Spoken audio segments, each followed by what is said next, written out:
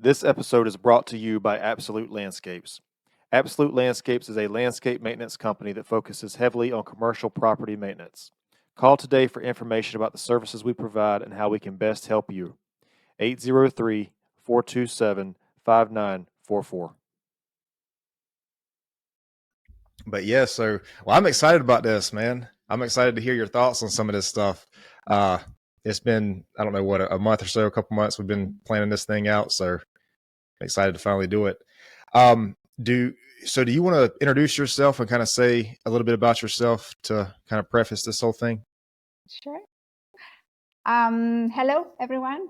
I'm Lucia Dumenica.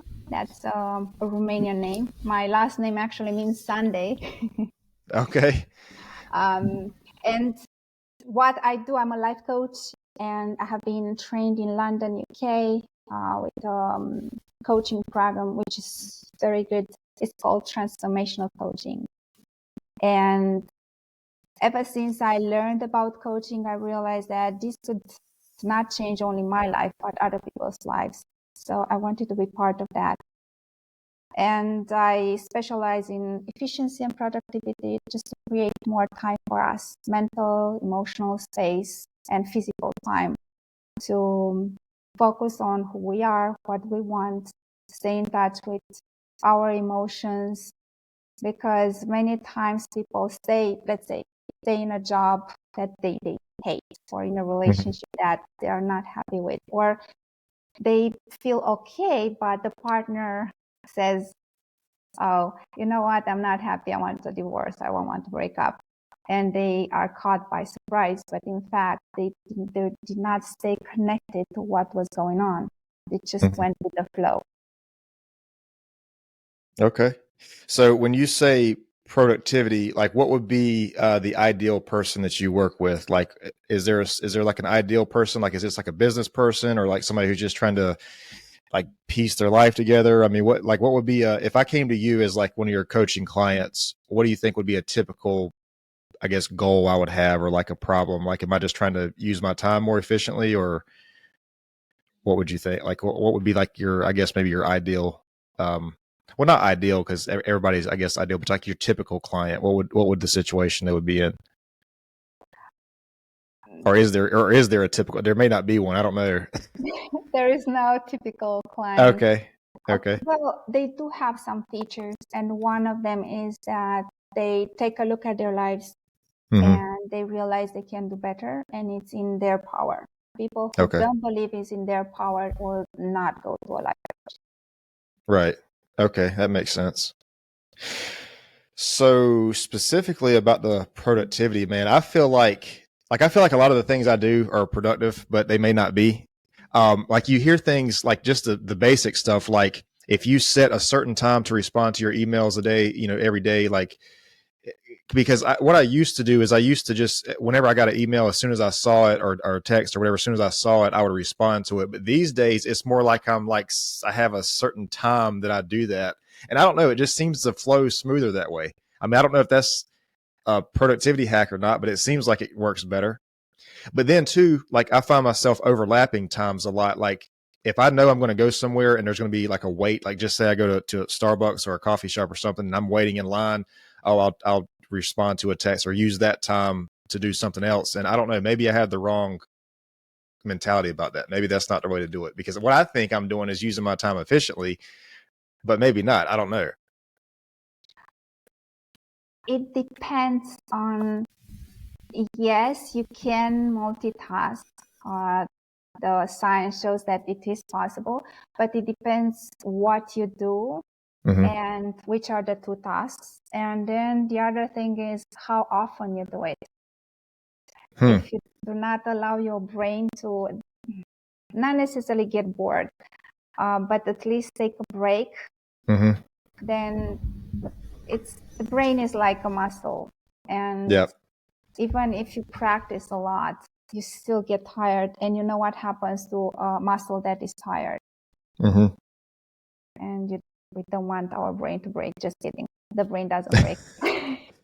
No, but that does make sense though, because I noticed like if I do my most, what would you say, like my most mentally demanding work in the mornings, like there's like probably like half the day at lunchtime, I feel like I can't do any more mentally draining stuff. I have to go to something else.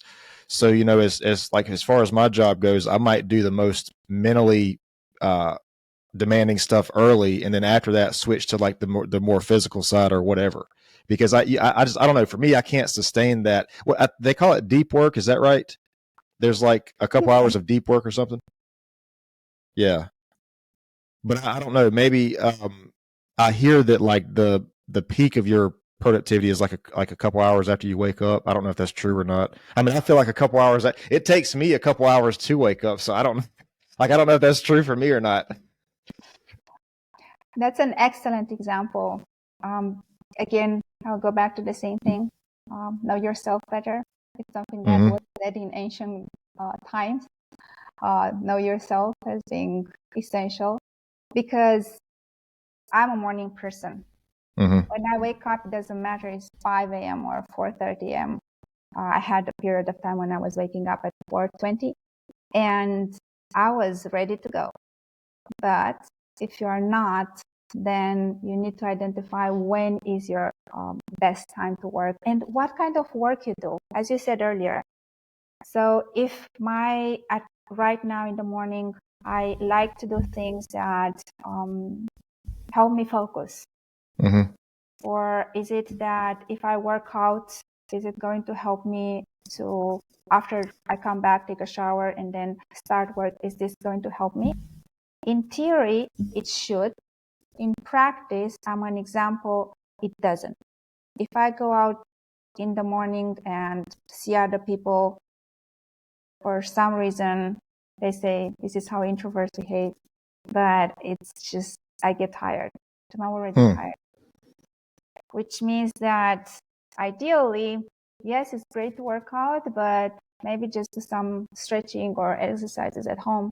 But again, how much is good for me to make my my heart pump properly so I'm fresh and ready? And then what's the threshold when I get tired and I'm not productive? So you're saying that okay, so I just want to take a side step for a second. You're saying that if you see people like early in the morning, that's like not draining, but kind of tiring to you? Like if you... Yes, not family members, but if I go outside, I maybe also noises, maybe a lot of reasons. But this is the effect on me. And this is why because you hear people say like, oh, when you wake up in the morning, go outside, have a run and all those things.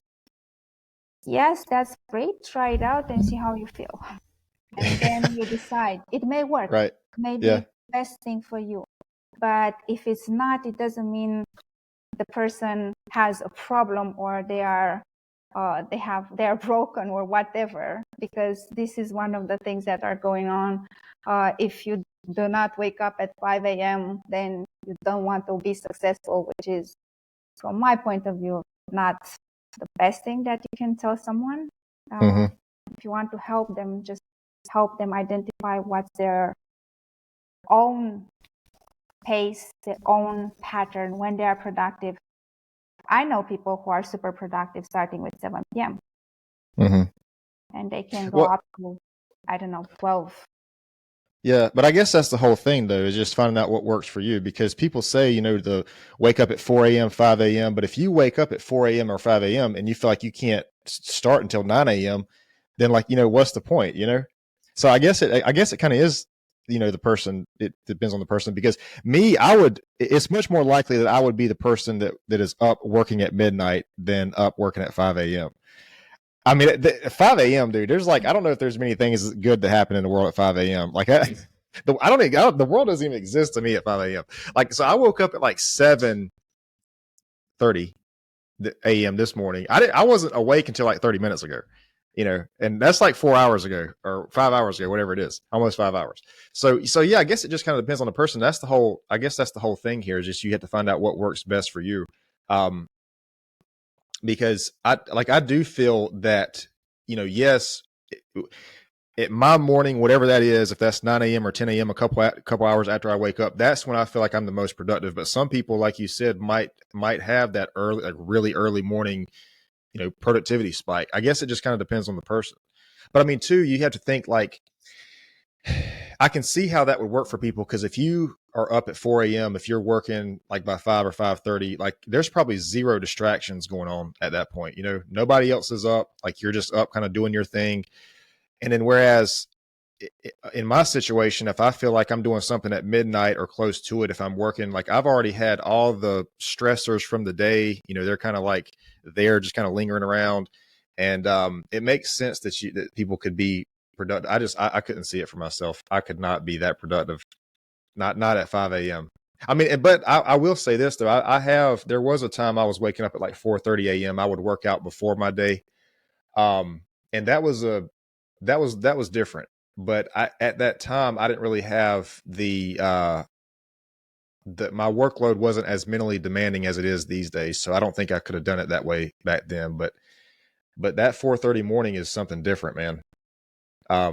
So how would a person, other than just like trying to do this and just trial and error, how would a person find out maybe what's best for them other than just trying to do it? Like, is there a certain way that we have to try to, I guess the question here is, how do we find a plan that's going to maximize our own productivity? Basically, I think that's what I'm trying to ask. So other than like when we wake up and all that, like what's a game plan that we can get together here?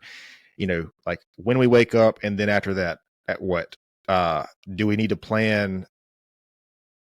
I guess that would be the question. What comes next after we figure out the time that we're going to wake up? Then what would be next? Figuring out what we're going to do for work or work out, or I'm just trying to like put this into an area where kind of everybody can relate to it, basically. So I just want to mention one thing. Different periods of life have different things. For example, I want to wake up at 10 a.m., but I'm going to school. I cannot do that because I'm missing school.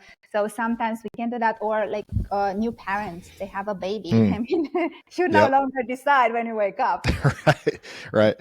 And you still want to have a life. You still want to have a career, maybe, or do other things, have hobbies. So in that particular case, we need to be flexible enough to readjust, instead of saying like, no, this is what I have been doing and it went great for me, so now I need to change the universe to fix my way of being.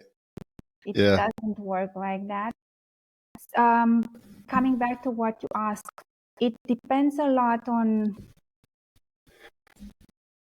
ideally is for us to know at least the day before what we want to do the next day. And then the other thing is to know how long we can stay working on a task. Again, you can go to research. You say like, how do we know? So if you don't look in the future, trial and error, and look in the past and try to draw some conclusions how you work, including during school. Like maybe 20 years ago, how was I 20 years ago? When I was the most productive? What was going on? What was my schedule? What was I eating? How was I waking up? Was it noisy? Was it quiet? So all these kind of things. So just taking a few moments to reflect, and not only because I'm a coach, I do recommend that to be done with a specialist that can ask the right questions. And you may say like, okay, yeah, but you need to pay money. But if you look at it again, efficiency-wise, you can achieve a lot more with a professional on your side than you can by yourself. You still can achieve up to a level, but it takes a lot longer, and it's also not the same depth as it happens when you work with somebody. Or you can use research, and you can just take a look at what research says, for example, with sleep, because you mentioned it. There are some hours when we are supposed to be asleep, because we are not night beings, we are day beings. And for that reason, the way the brain works, the way the body works to recover, it is happening during the night. If we take that away, then we'll have other problems. Mm-hmm.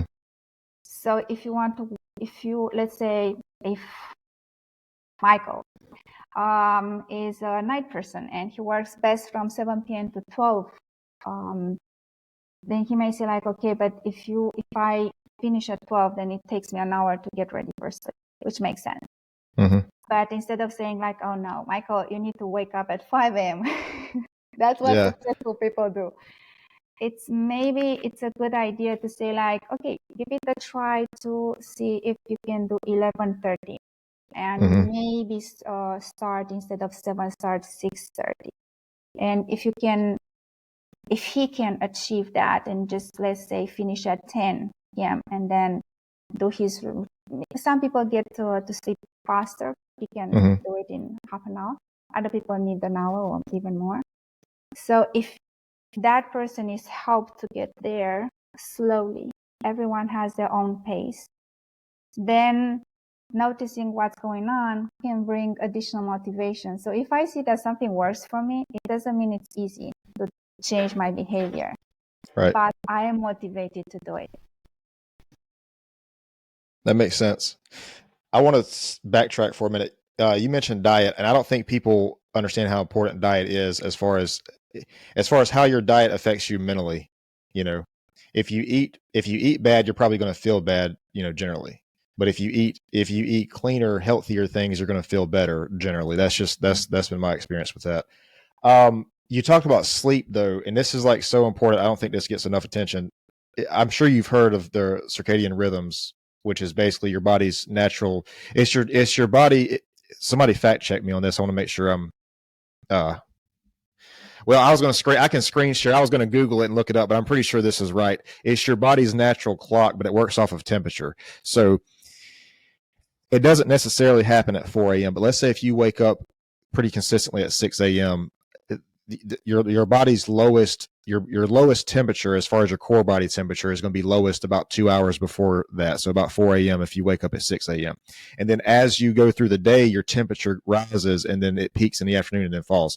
This is why things like, there's other reasons, but if you've ever done like a cold plunge, like an ice bath, if you get into cold water early in the morning, it wakes you up, first of all, because of the adrenaline, but it also, yes, it cools you down, but after you get out, your body forces itself to heat up. So it's accelerating that process basically. And this is why like a hot shower, your body tries to cool itself down, which is why a hot shower is better before you go to sleep. But anyway, so you have your circadian rhythm. And so like your temperature is highest when it peaks in the afternoon. If you wake up at normal time, like 6 a.m., it peaks in the afternoon, which makes sense. I mean, most people probably feel the most awake sometime in the mid-afternoon. But the reason, what I was saying about that was, if you have a sleep schedule that's like all kind of like, if it's not consistent, if it's crazy, like if it's one day you wake up at 6, next day you wake up at 11, next day you wake up at 3, whatever, like if it's not somewhat consistent, I mean, I know some people maybe on the weekends, one day a week or something like to sleep in, and I guess that's okay. But I feel like the whole point of saying all this is a long way to say that a consistent sleep schedule is really important. If you have an approximate time every day that you wake up, I feel like that's way more important than we give it credit for. I've noticed too, like some people say, oh, I need 8 hours. And some people say, no, I need 9 hours. Some people say 7. I noticed for me that if I sleep more than 7 hours, like let's say if I go to bed at 12 at midnight and I have my alarm set for like 7:30 the next morning, I'm still going to wake up around 7 hours. I don't know. I mean, I might go back to sleep, but it's just for some reason, 7 hours seems to be like a magic number for me. And I guess it's important for everybody to find that, how much sleep they actually need, because I'm the kind of person, man, if I sleep 8 hours or more, I feel just as bad if I sleep like less than 6, But I'm just, the whole point of this is to say that I think it's really important for us to have a consistent sleep schedule, whatever that looks like for us. Each individual. Yes, and also be open. It's important to be open to try new things.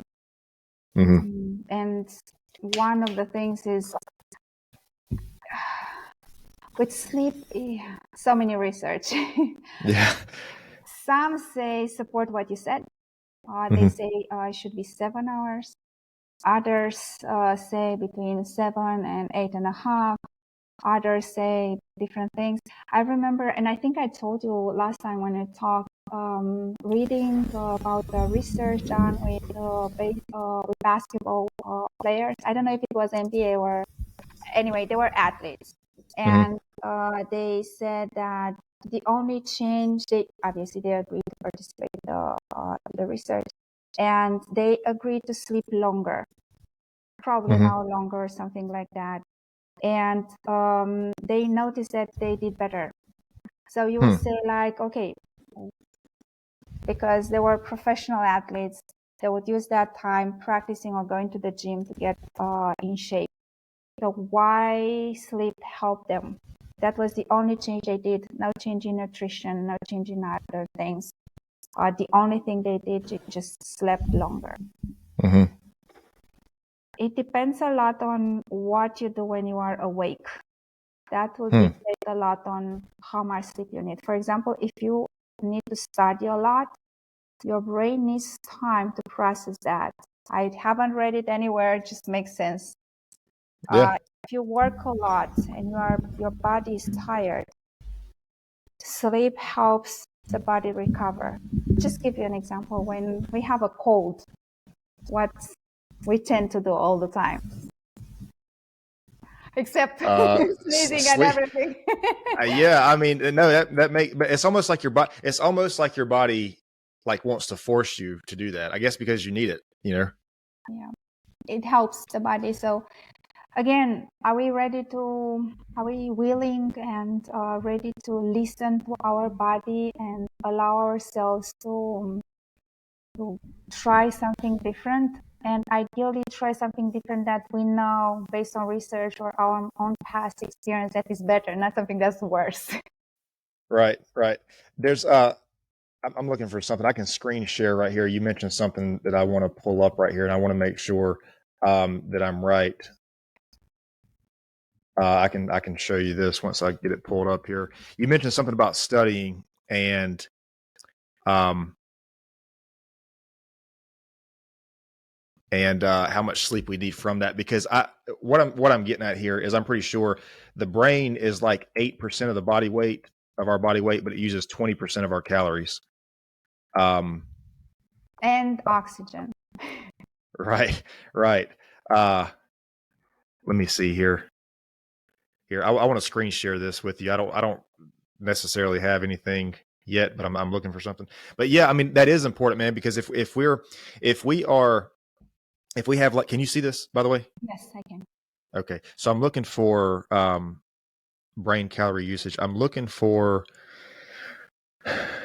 a hard number here.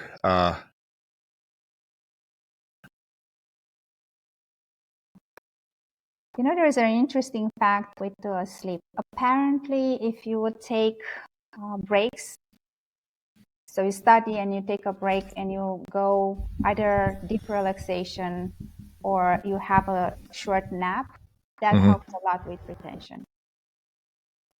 Yeah, no, I've heard that too. Okay, so just real quick, this article, this is brainfacts.org. Maybe it's legit. We'll see. I'm pretty sure it's 20%. I'm pretty sure the brain uses 20% of your calorie intake, which is crazy. Okay, here we go.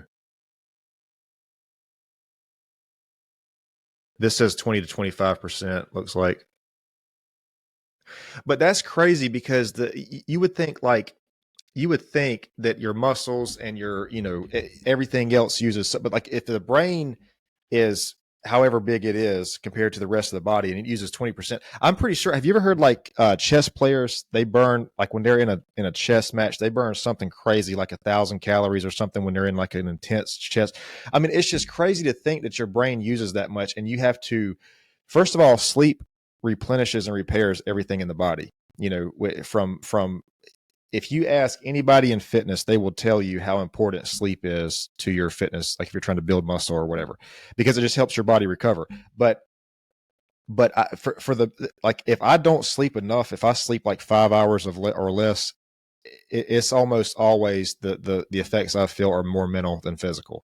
I mean, I just feel like drained and kind of foggy and like hard to concentrate. I mean, it's just it's I'm just saying it's important for us to sleep, get enough sleep. I know you and I have talked about Andrew Huberman before.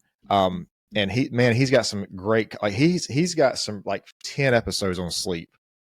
He's got some really good content on sleep. I love that guy's podcast. He's a really intelligent guy. Yeah. But I don't know. I don't think it gets enough focus, because people say they can sleep, less or whatever. And I think there's a certain population that can function. I can't function on that kind of stuff. I used to be able to, like, 10 years ago, but these days I can't, I just can't do it. I mean, I gotta have the consistent, if my sleep is messed up, man, it's like everything else drops by 50% probably. I think it's interesting to see. I know people who sleep, they cannot sleep too long. But then I happen to know somebody who had very big problems health-wise. So the question is, what is the cost of sleeping less? Although totally was like, I don't want to sleep longer. It wasn't like, and I don't feel the need. It wasn't like, oh, the poor person couldn't sleep longer because they had to work 3 jobs or whatever. No, just it was the way they thought that was the normal thing for them. But then later on in life, they had severe problems with health. So I think there is a price that we pay for it. And then, for sure, of course, we don't know what the price is going to be. Yeah. We may get a hint, but we do not know. So maybe just, I would say with sleep, it's better more than less. And if somebody says like 7 hours is enough, Cody, maybe you have a very good sleep. You don't wake up at all. You go through all the stages of sleep very in a very good way, so you don't have any problems. But then there are people who have light sleep, so they will need longer hours. It depends on a lot of things. And I'll go back to the same thing and say, like, just look at your life, how it is, and then see what you think would suit you better in the moment, but also keep an eye on what the science says. The science doesn't lie. They just talk about the observations they made on the group of people that they studied. Yeah. So going back to what you said a couple minutes ago, you said what did you say? Taking a nap after you try to learn something? Yeah. Or if you're studying and then you take a nap, it helps you. I think I've heard that before. It helps you retain the information better if you can take a nap. See, this is one thing, man. I'm like really serious about this, and we're kind of getting off into another topic here, but like, I am not trying to see any negative thing on my phone or have any kind of negative interaction before I go to sleep, because I feel like your subconscious mind takes that in turn. Like you take like whatever the last thing that you read or see or whatever it is before you go to bed, I think that plays a big part on your subconscious mind. And the things that shock you during the day, or for example, if a car almost hits the person, it's very likely they're going to have a dream that's related to that. Yeah. Or we watch a horror movie. It doesn't necessarily has to happen during the evening, but it remains with them. Definitely the things that we are impressed by in any way, positive or negative, they will remain with us, and there are higher chances for them to be kept as a memory. Yeah, that makes sense. And you said something earlier too about giving yourself that time before you go to bed. Don't work or do something straight to bed. Like let your mind kind of decompress. I guess just so you can maximize the sleep. Okay. So changing gears here for a second, time management. You said something earlier about writing out a schedule for your day. I don't do a daily schedule, but I do a weekly schedule. Like I'll have like a schedule. Like I usually on Sundays, I schedule out things I need to do for the week. Cause I don't know if I do it by the day, I just feel like there's too much pressure. Like if I don't do this unless it's an appointment or something that's like scheduled for that day. But I basically just have like a task list for that week, and it just helps me organize the week better. But I do it by the week, not necessarily by the day. Like I said, unless it's something like this where it was an appointment that was scheduled beforehand for that specific day. But I think though that in my experience, that's definitely helped me plan and process my week better. If you just simply, that sounds simple just to write it down, but I don't know. Dude, time management, I am frequently like either right on time or like just a couple minutes late. And it really bothers me. And it really bothers the people that I interact with. But like, I don't know, man. I just don't know how. There's a time management thing somewhere I got to figure out. But like these people who are 15 minutes early to everything, that's not me. I can't do that. I Or mean, maybe maybe I it's can't. I don't the know. way to I haven't get. figured out how.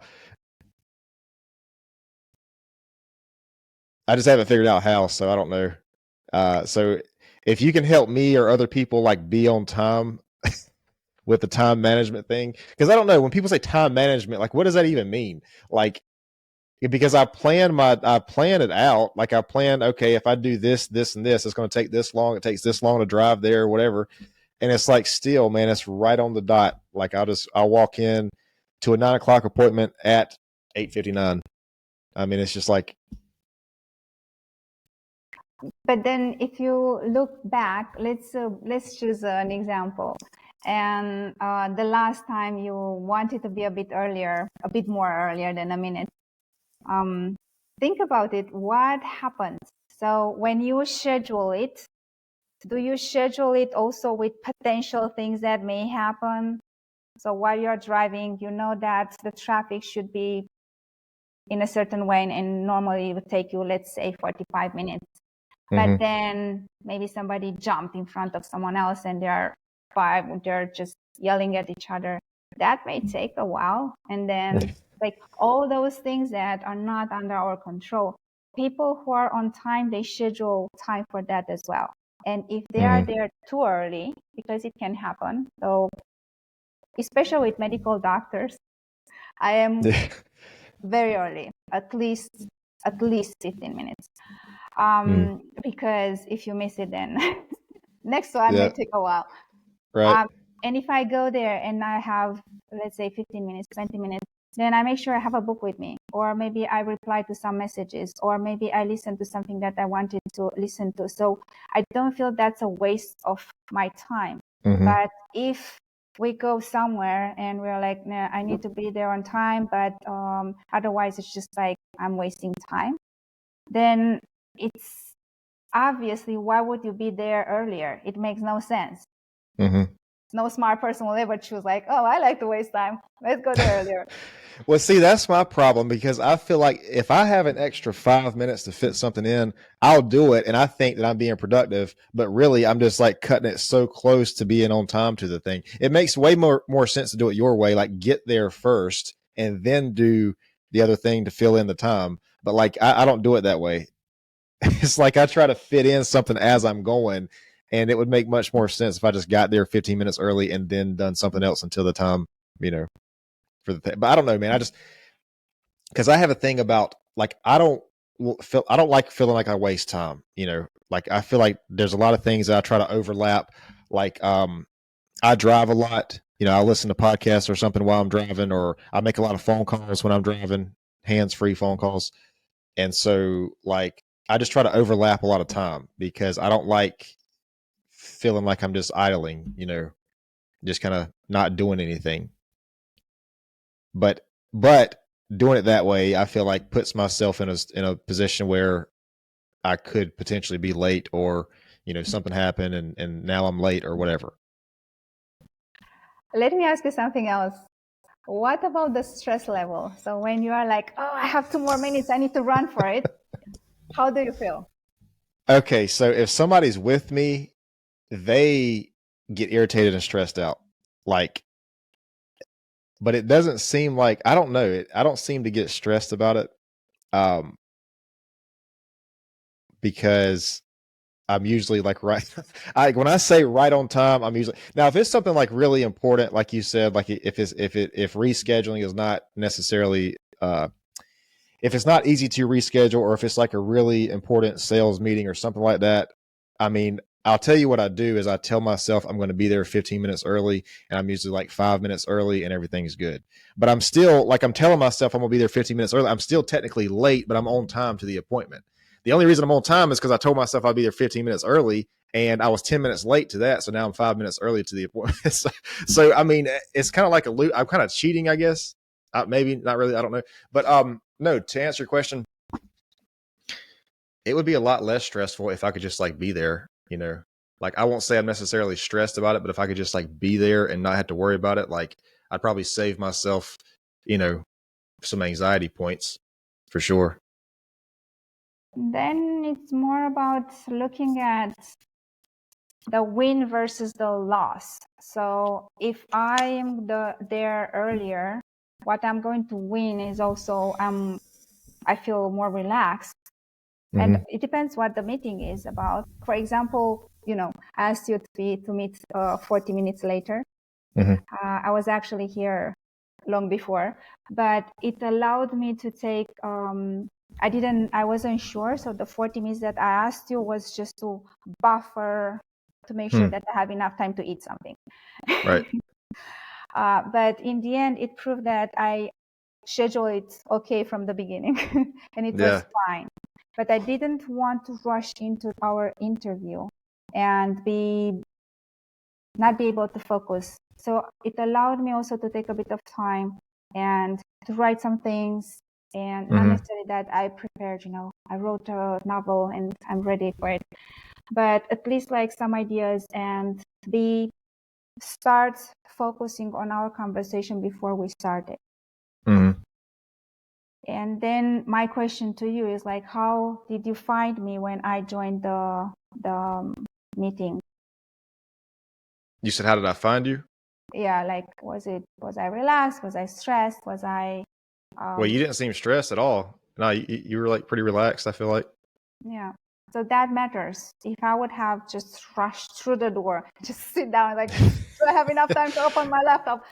Then it was a different kind of vibe. And that also has an impact on the rapport that we create. Mm-hmm. And to me, that is valuable. And we'll go to the core values. For me, that is more important than me having, let's say, 10 minutes when I can just do nothing and allow my mind to wander. And that is also because I do like to be productive, but I know that allowing our brain to wander is going to help me be more creative with finding solutions for different challenges. And just give the classic example with the best solutions we find is when we take a shower or wash dishes. Oh yeah. Something.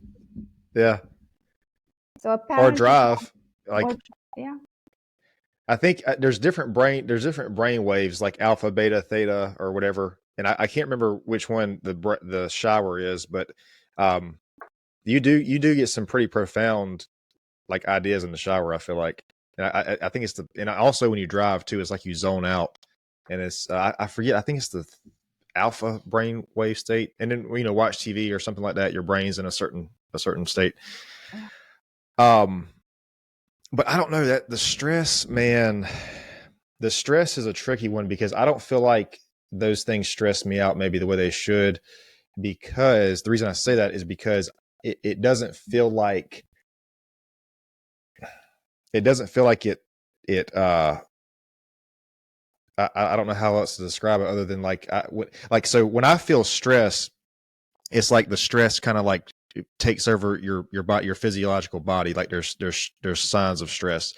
But if I'm running late to something, or if I know I'm gonna be right on time, it's not really stress. It's like I don't know, it's like a motivator maybe, like, because I'm gonna get there, and it's almost like I have to, if I'm just right on time, or like a minute late, it's almost like I have to do something to make that up, like I have to build the case or whatever it is to make up the lost time. But like I said, if it's something that's like, I don't want to say important because that implies the things that I'm late to are not important. But if it's something that, like, if it's hard to reschedule, like I said earlier, or something like that, I really do tell myself 15 minutes early, and then I'm 10 minutes late, so I'm 5 minutes early. But like I'm still late. um, did you say you wrote a book? You were writing a No, book? I said like if that I took some notes Oh, prior okay. to the meeting, but it's not like I wrote the book. It's just a few notes. Oh, okay, okay. Because I was going to say writing too. Like writing is, I've heard writing is a big way. If you can write down your thoughts, like it helps you. So reading helps you verbalize and talk because of the vocabulary, but then writing helps you think because you can. This is the theory, anyways. That writing, if you can write down your thoughts, it helps you form your thoughts better. And there was a point where I was writing like every day, just what, a couple lines, 5 minutes, whatever it was, and it seemed like I didn't like it seemed like my thoughts were not as jumbled up, if that makes sense. Like it was easier to process through a situation or whatever it was. Um, and I think that's when we talk about productivity and use of our time. If we can find just a couple minutes, maybe every other day, or a couple minutes a week or something, to write out just kind of where we're at in life, what we feel like that day, that week, where we're at. To me, that's helped me because it's kind of like gotten things. It's maybe journaling is a way to put it. If somebody journals. That could be. You can journal in many ways. You can use the journal in many ways. One is to just write down some ideas. The other one is to take out everything before sleep. I think it's like called like free writing or something similar. It helps make the mind a bit empty so you are ready for sleep. But the main thing is, it's true, writing helps a lot. I haven't heard one person saying like journaling did not help them. And I think there was a study done with people who have been journaling since they were teenagers, and apparently, statistically speaking, they had more satisfying lives, like relationships that were more more stable jobs, and so on. So it's, again, if you notice that it works for you, then you're not doing it anymore, and you think it's worth going back. Why not do that? Right. Right. And And like I said, I've definitely seen a difference. Um, all right, let me take a break really quick. I'm gonna stop this recording. Hang on just a second. We'll take a break for just a second. But no, I think that is exactly right. It is like it kind of energizes me a little bit, and it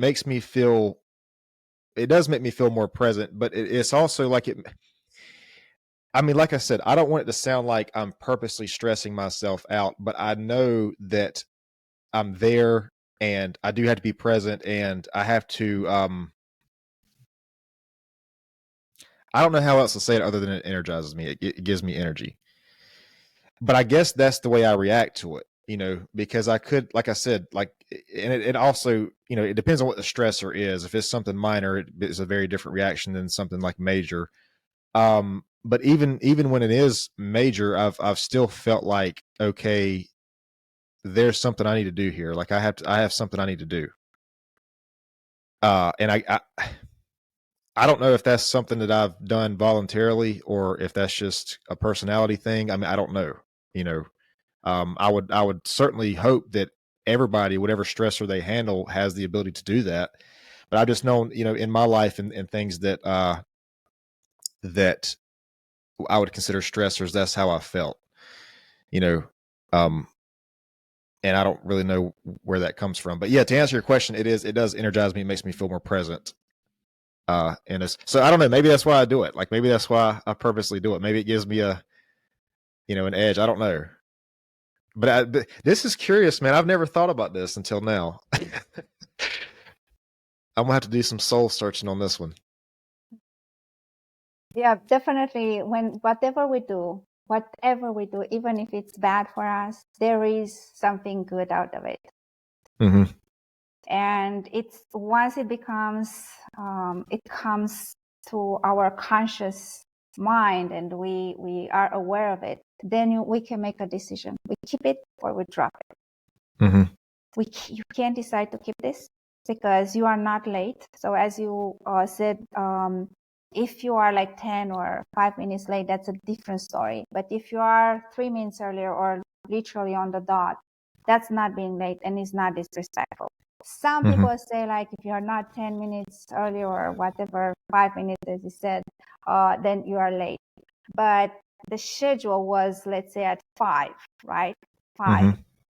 Then if you are there at 5, somebody may jump from another meeting and they cannot be there at 4:55. Right. They're just taking that moment just to take a deep breath, get their Yeah. notes, and go to another meeting room. So it's done. It doesn't mean that it's disrespectful, because it's not. And Mm-hmm. then there's another thing. If you are too early, then it doesn't send a good vibe either. Exactly. I'm glad you said, because that was going to be the next thing I said. I'm glad you said that. Yeah. Because you have to think, like, there's this whole theory, and I don't know if it's a theory or if it's an actual practical thing, but like there's a theory that if somebody is too early, if they don't have something going on or whatever the case is, it's almost like, well, that person doesn't have anything else going on, and it's like we don't want to maybe do business with them or whatever. I mean, you see what I'm saying? Like there's this theory about this thing that if you're 45 minutes or an hour or early to something, like what kind of message does that send? You know? So we were talking about what kind of vibe does it send if you're like really like way too early, you know? Like does that have the opposite effect? But I don't know, man. I've thought about the stressor thing, but I haven't thought about it to this level. But I like this though, because it's opening up my mind, you know. It's making me think more. So when we were off camera, we were talking about you have this, I guess, philosophy about being more. I think I forgot how you worded it, by speeding up, by slowing down. What do you mean by that? So if we so I don't know. I want to let you explain that, because I don't want to. I'll mess it up if I try to say it. So speeding up by slowing down. So like, what does that mean? Okay, I can talk about that, but I'm curious to hear your take from it. So when I hear that, speeding up by slowing down, I feel like we're more productive by moving slower. I mean, not moving slower, but like having more controlled movements. Like if our movements are in a if we can focus more on where we're putting our attention or our energy, you know. So for example, if we're trying to multitask and we have like 5 different things going on, none of the 5 things are getting our full attention, and we're probably not doing any of the 5 as well as we could do one of them if we just did all of our attention on that one thing. So to me, that's kind of what I think when I hear that we move faster by slowing down, or we move more efficiently by slowing down. The problem is, if there's somebody like me, like it's going to be hard to not multitask, because then I feel like, oh, I have all this spare time that I'm going to use, and I use it and end up being late somewhere. So it's like I move slower either way you look at it. The way I see it is more, it's what you said. And it's also about the fact that by slowing down, it allows you time and both emotional and mental space to see if what you're doing is taking you closer to the goal that you have. Sometimes you just need to drop some things. And I don't know if you heard about the 80-20% Yeah, rule. for sure. So if that is true, and 20% of the things you do give you 80% of the results, then wouldn't that make sense that it will be more helpful for us to take the time to see which are those 20%? And not only today, but also in a month or in a week, and always adjust, allow ourselves enough time to take a look, see what's going on, make a change, and adjust. And then again, take a look. And there is another thing that we forget. If we are tired and stressed and always in acting, that means that we do not have time to think and come up with creative solutions, which can save us time. Yes. And that makes so much sense. Yeah. But I don't think people think about like literally the definition of stress is like you have too much going on at one time. Like you're overwhelmed almost. Yeah, or it's something too emotionally draining or mentally draining, or it can be one thing, but it's very heavy, or it can be a lot of stuff going on and you feel that it's not going to be possible for you to finish them and you do not feel energized by that. By the way, there is if you want to, I can send it later to you. There is a TED talk, something like befriend your stress, or like your stress can be your friend, or it's about how looking at stress in a certain way can be more beneficial. So it's not the enemy. If you look at it like, I think you did this, somehow your mind found this solution, but apparently it is a good solution to look at it and not consider it harms us, but consider it energizes us. And I think there's another actors use it. I'm not afraid, I'm excited, because there is not such a big difference between the two ways, the way that our body perceives Exactly. the excitement. So it can be, but definitely I would say the way we look at things has a huge impact on the way we experience them. Well, talking about Andrew Huberman again, he also says too that like if you voluntarily take on a stressor, so if you do something that stresses you, like an ice bath or the gym or a workout or whatever, your mind has a very different. It affects your mind differently versus if it happens to you. So if there's a workout or something that you don't want to do and you do it, it trains your mind. First of all, it builds mental resilience, but then it trains your mind to react better in stressful situations. But I think what you're talking about too makes a lot of sense. If we can change the way we see a stressor, like if this thing happened to me, you can look at it one way, because it's going to, take me out or stress me out or hurt me or whatever the case is, or it's going to motivate me to do this other thing and to push me in a direction that I need to go, or motivate me to do whatever I need to do to counteract that stressor. But it's almost like, if we're going to look at it in a productive way, it's almost like that's the only way we can look at it, because if we don't, whatever the stressor is, it's like we become a victim to that. And I guess the only way we don't become a victim is to find out what can we do, like give it a reason. Why is it happening to us? Whatever the stressor is, why is that? If we can put a purpose to it, that is not something that's, the universe or God just being malevolent towards us. Like, what can we, if we can put a purpose to that, like this is happening to me, so it pushes me to do this. And I don't see another way out of it other than that, because what's the alternative? We just sit there and be stressed and I don't know. Run away. I mean, it doesn't happen. you can't, if it's already happened to you, you can't change it. Excuse me. And sitting there wishing that it didn't, I don't feel like that's going to be helpful for anybody. So I feel like the only option is to adapt and overcome, like how else would you handle a situation like that? I don't know. Or you can use it to take a step back and just allow yourself to notice things. Like, why did I react like that? Because it is so much more about our reaction and not as much about what's going on, well, most of the times. So it can also be a great moment to take a break and look at our own reactions, look at what's happening in our bodies and how we look at it.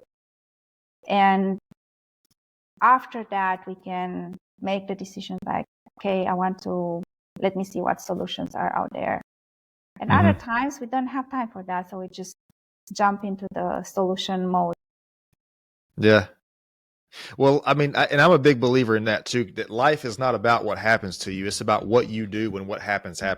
So like if like, yeah, all these things happen to you, but like what defines you is how you react to those things. Like, what do you do differently when those things happen? You know, if you're stressed or somebody says something to you or something that you consider bad or unlucky or whatever the case is happens to you, how do you proceed from there?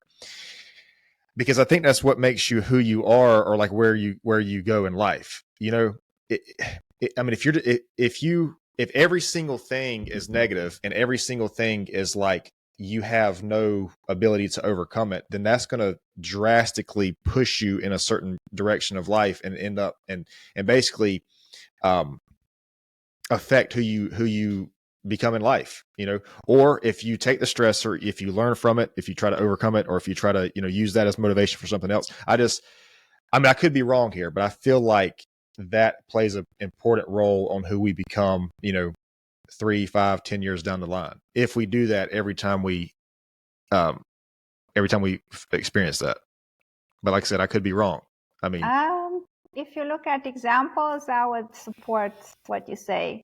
Look at Nelson Mandela, look at Oprah Winfrey, there are so many examples that prove that, or like some soccer players that came from very difficult situations and now they earn lots of money. And if you listen to their interviews, they are going to say like, yeah, but I knew how it was, but that just motivated me. Or I listened recently, it was I don't want to make a mistake, but then it was an athlete, and he was talking about the fact that he was motivated by looking around at his siblings, how they did things, and that was a strong motivator for him to do better each time.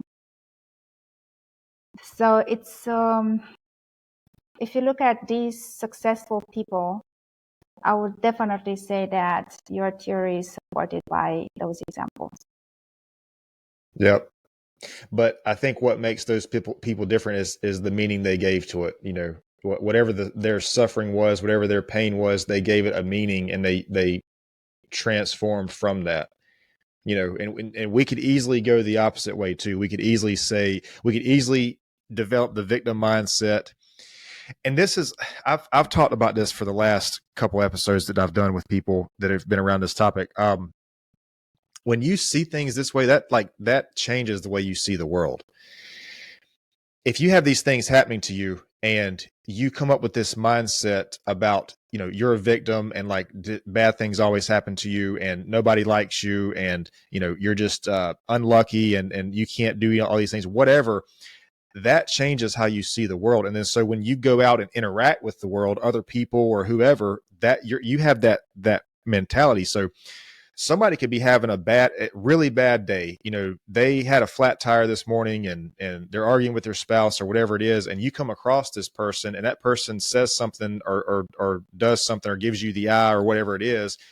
And then that kind of affirms to yourself what you already believe about yourself. And then, so it's just this negative spiral.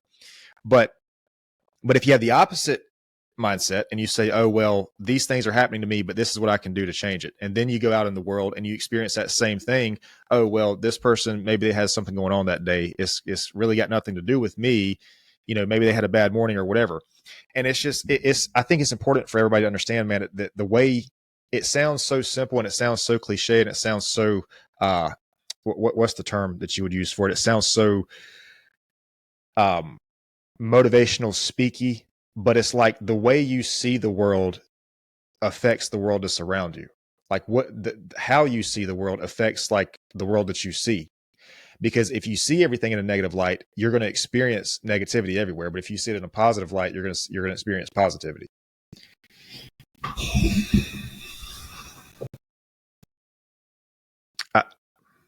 Maybe I should stop there because I'm gonna go down a rabbit hole if I keep going. Do you want to focus a bit on this topic? because there are a Absolutely. few things to mention. Okay. So first of all, it's nothing. I mean, I think we talked earlier about something, and I said, like, doesn't mean we are broken. Our brain is set to focus on the negative. Why? Because that kept us alive. And for example, if you, I don't know, you see a flower and it looks awesome and you smell it, smells good, all good. It's like, yeah, you will remember it, but not as much. But if you touch poison ivy, Yeah. you will remember that.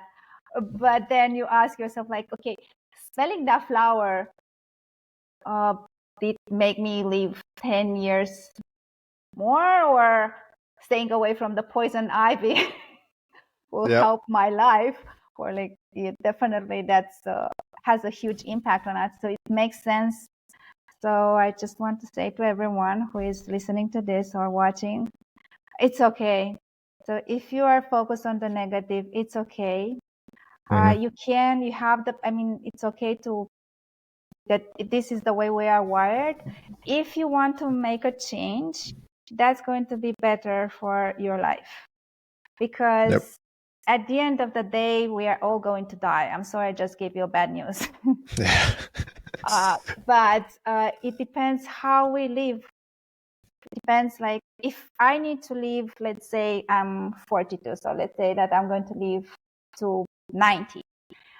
I have all this time. I can either smile or I can be sad. This time is going to pass.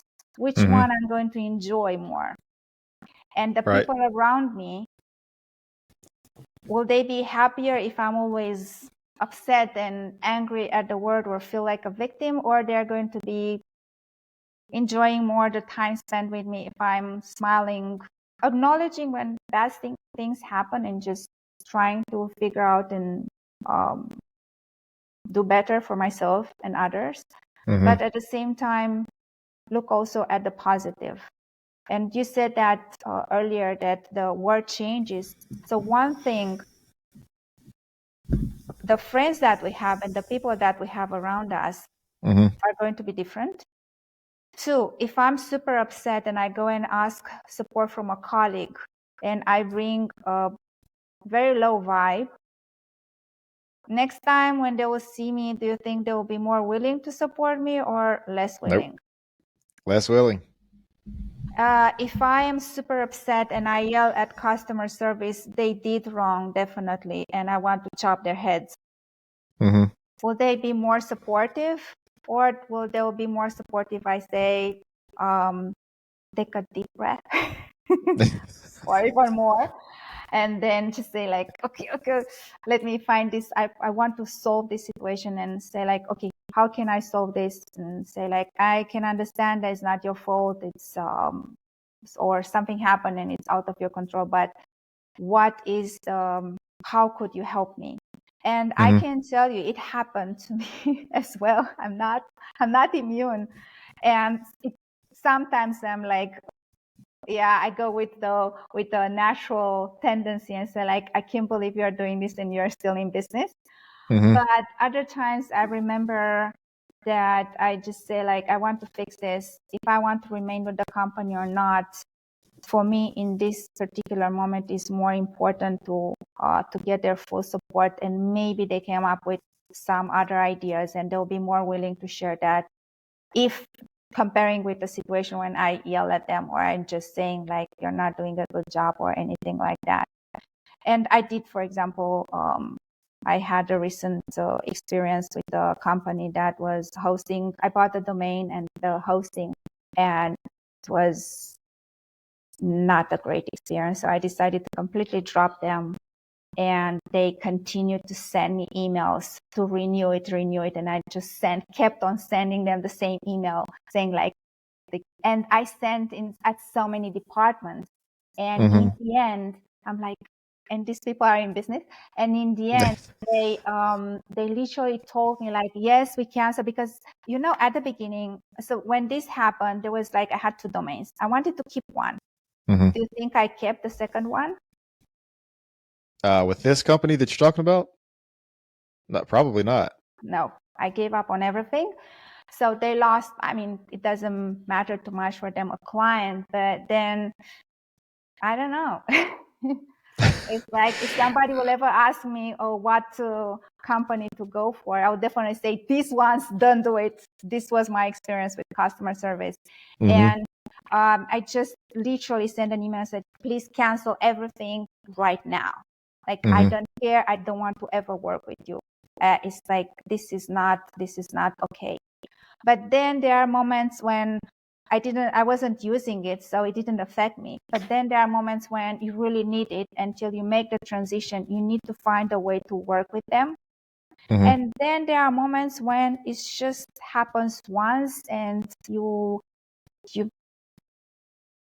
look at all the positive interactions that you had with them, because companies are made from people, right? Right. By Right. people and from people. So it makes sense, if we want to be forgiven, Mm-hmm. we should do the same. Yeah.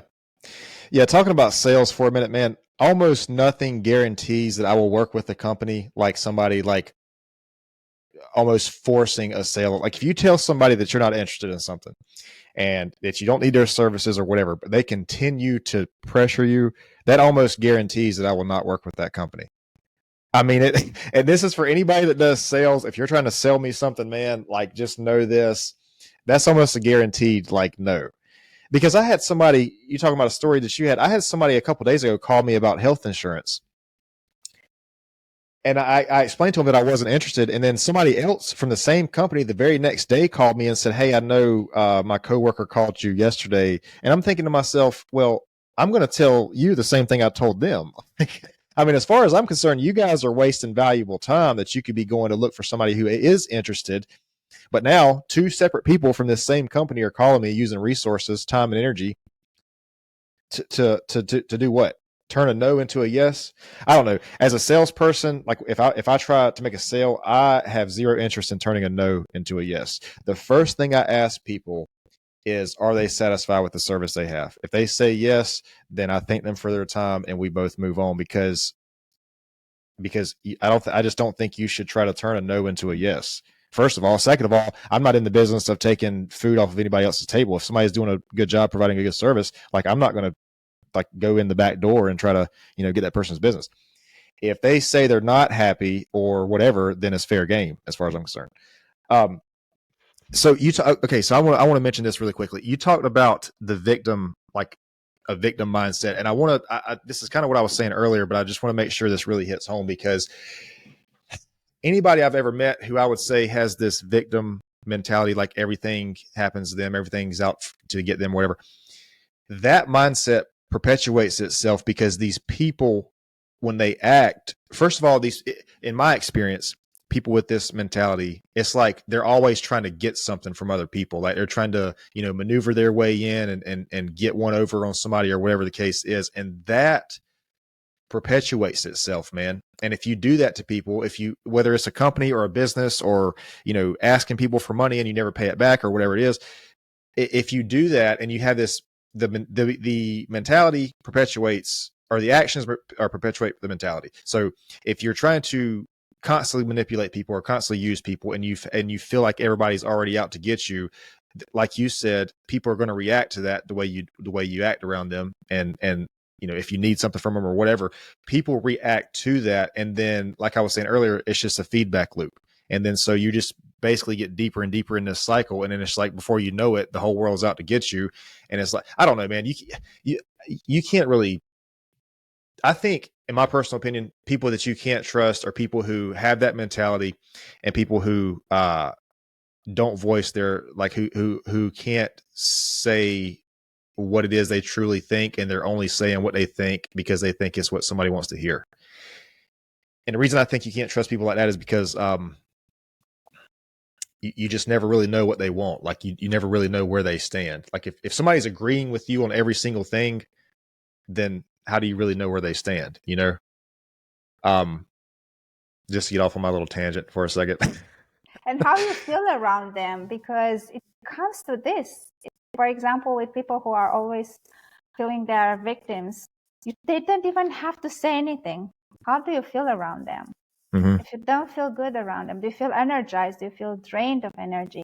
Or do you feel happy? Do you feel sad? Do you feel or depressed? Do you feel do you feel creative or the opposite of creative?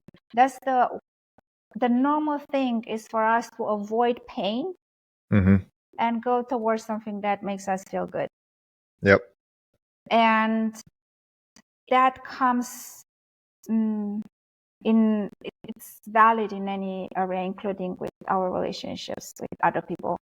And it is what you said. I would say both the mindset influences the actions, and the actions influence the mindset that goes around. And the good news, so if you are listening to this or watching, the good news is you can change that. It can happen. Just be patient and put effort into it, and you're going to see the rewards. The reality is that even the most lucky person on the face of the planet, they do have at least once a day something nice that happens to them. It's just that they don't focus on it. Yep.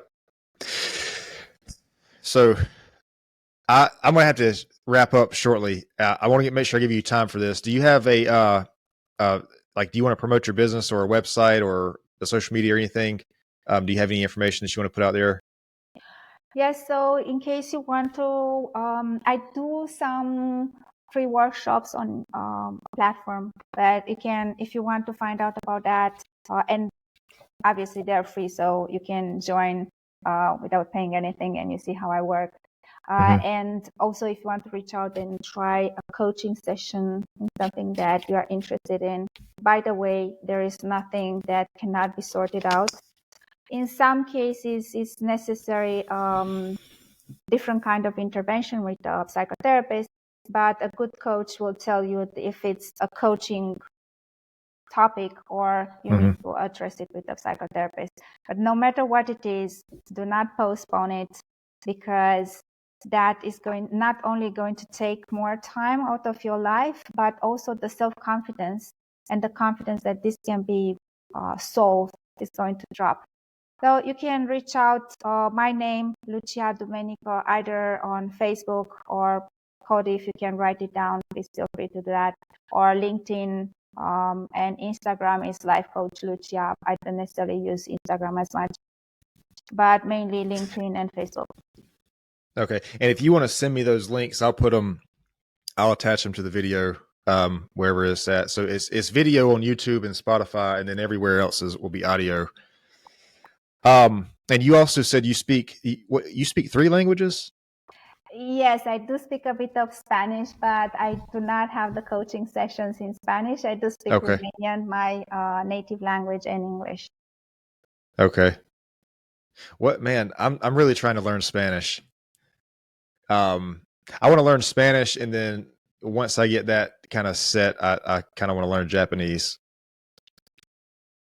But I know it's 2 very different things. I tried Russian, like a Russian language, and dude, it's that's a whole different thing. Which even Japanese is, because it has its own alphabet. It's the characters are completely different. At least in Spanish, I don't know about Romania, but like Spanish has the same letters as English. So at least I know I can see the letters. But it's like when you go to a language that doesn't have the same letters, it's like a whole different ballgame. Yeah. I know what you mean. It's it's totally different. Romanian is a Latin language, so we have the same alphabet. And Romania is surrounded mainly by Slavic languages. So if I travel to another country around and I see a sign, I cannot read it. Yeah. So, it's crazy. Yeah. I think Mark Zuckerberg, they came out with these smart glasses. I don't know if you saw those. Mark Zuckerberg, the Facebook guy, they have these glasses now. It's like Ray-Ban. I think it's made by Ray-Ban, and it's supposed to be able to translate languages that you see. Wow. Which is like phenomenal to me. But I still want to learn the other language. I don't want to carry like around glasses. And plus, even if you have the glasses, it's not going to help with what you hear, For hearing, they have. I heard there is a device that you speak into it. It's like I don't know, I don't know. I think you can. I'm not sure if it's also an app you can download on your phone. But I saw at a certain time they were advertising it, and then so they speak into it, and then when you choose the language, and then it translates, which is super interesting. And then you speak into it, and then it translates in the other language. It's very interesting. So you can do that. Obviously, there are advantages of actually speaking the language and not using a shortcut. Yeah, because those what I've noticed about those translation apps is like, especially in Spanish, there's like the words don't necessarily translate directly to English, because there's like phrases, like an English sentence might be 10 words long, but the Spanish sentence might be 4. I mean, it's like it's like those translation apps, they do the individual word and not the phrase, if that makes sense. Yeah, I noticed that. And plus, sometimes it's a name, and they force into translating that, and that's actually a name. Yeah. No, I don't know, but the learning a language is like, it's a lot, it's a lot more. I don't know. I've learned a little bit of Spanish over the years, but like trying to speak it fluently is a process for sure. I mean, it's I guess that's but they say, though, people say that like if you have an extensive vocabulary in your native language, it's easier for you to learn another language. Like if you have, whatever your native language is, the more words you know in that language, basically it's easier for you to pick. I don't know. I don't know if that's true or not, but it may help because some of the synonyms are borrowed from another language, and then it's going to make it easier. And then there is another theory saying that the more languages you know, the easier it gets to learn a new one. And it makes sense. The brain starts to see the patterns, to notice the patterns. Okay. So I'm going to try something here. I don't know if I can do it or not. How do I say thank you for your time? Mulțumesc pentru timpul tău. Oh, gosh. How do I say thank you? Well, it's we borrowed a lot of words from French, and the formal word is mulțumesc. Informal, we use a lot of merci. So you can go with any of them. Romanians will understand you. So what would I say if I wanted to say thank you? Choose any of them, either mulțumesc or merci. Can you say it slower? In Romanian, okay. So mulțumesc. Mulț. Is that right? Mulțumesc. Muscomes. You're close. That doesn't sound right. I probably said something completely different. Ts is like in pizza. That's the sound. So mulțumesc. Mulțumesc. Yeah, you're close. Is that okay? I'll work on that one, man. I didn't. Learning Spanish is like enough for me right now. Like it's already a thing. But no, I do appreciate your time, though. I appreciate you coming and talking to me, doing this.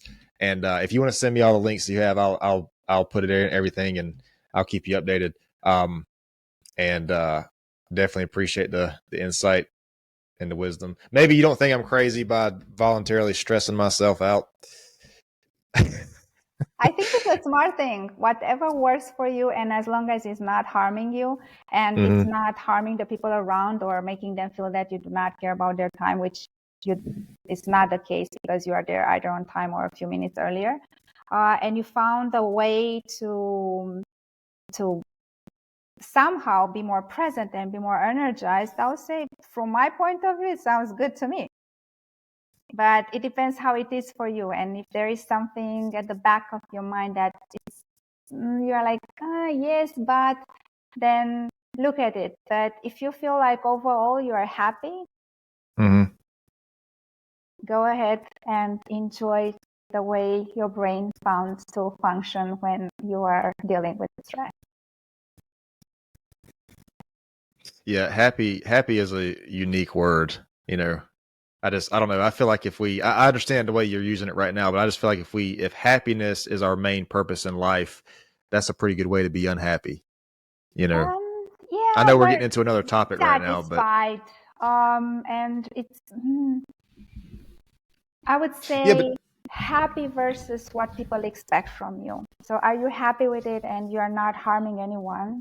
Mm-hmm. Then it's better than what you said earlier. If people always do what others expect them to do you want to have them around you? You don't trust Right. them. You don't necessarily feel that you're having a conversation with somebody. So it's from this point of view. But I do understand what you're saying. If it's just like I'm chasing happiness, then yeah, I don't know. Well, yeah, because like if your main purpose of life is to be happy, then what happens when something makes you not happy? You're going to feel like your life doesn't have purpose, you know. And I think too, these people who are driven by their main motivation to be happy, I think that's people who are like impulsive and dangerous. And you know, if somebody all somebody is worried about is what makes them happy, I think that's how people hurt other people. You know, because all they're thinking about is themselves. I know happiness is a very broad umbrella here, but I'm just saying, you know, I don't think the purpose of life should be happiness. I think it should be like you feeling like you're pursuing what you are put here to do, you know, like you pursuing your purpose. Because if you're trying to be happy, if your main goal of life is try to be happy, something comes along makes you not happy, you're going to feel like your life has no purpose. But if you have a goal, if you have a purpose for your life, and something makes you not happy or feels like if it's trying to throw you off track, then you still have that goal, you still have that purpose. Maybe it's all about balance. Happiness Yeah. has I mean, you should definitely have happiness in your life for sure. Yeah, for sure. I yeah. just don't think it should be our main, you know, goal, I guess. I understand what you're saying. Even if something bad doesn't necessarily happen to us, but it happens to our life partner or our child or our I don't know, parent, and then we are like, oh yeah, something bad happens to you. I want to be happy, so I don't want to hear about that. Mm-hmm. And in the end, you can still think that happiness is a big part of it is depends on the relationship that we build with others. So if I run away from unhappiness and that pushes people out of my life, I'm not going to be happy because I end up alone or I end up in superficial relationships. Mm-hmm. It's and then it also goes back to core values. For some people, the value can be happiness. For somebody, like the main value. For other people, joy on a daily basis. For other people, it can be growth, or can be to make a difference, or can be to be together with others. It's I would say it depends on the person, and I would say For again sure. Yep. to look like, is it working for me? Also, not only short term but also long term. Will I have regrets when I'm 90 and I look back? Will I have regrets that I always chased happiness and then I disregarded other things? Or I look back and I'm like, yep, that's it. I'm happy with what I did. I'm happy. I have no regrets and everything. So how would we say to a person like that? They believe that they did what, and they were aligned with whom they were, and they did the right things for themselves. And then you come along and you say like, yes, but having a purpose, doing something that you're meant to do. And if you will swap lives, you will not be happy. The other person will not be happy. Right. Right. Or something that doesn't fit with who they are. Yeah. Yeah. No, I agree. I agree with that. It comes down to the individual, you know, what works for you basically. Yeah. And long term, that's I think the trap is that most people think short and medium term and they disregard the long term thing. Others look only long term thing and then they disregard the short term, and that has a huge negative impact on the motivation. For sure. So, Lucia, is that right? Yes. Okay.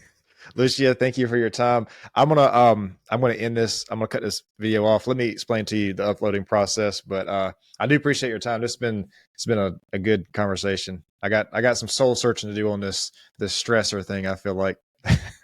Thank you, Cody. Thank you for inviting me, and I hope this our conversation is going to help people who are listeners. And I really hope they will reach out. By the way, if anyone reaches out, I'm more than happy to have a conversation with them. I always appreciate people who want more for their lives, just to improve. It doesn't matter if it's something big or small. Well, thank you. I appreciate that. I'm gonna stop the video right here.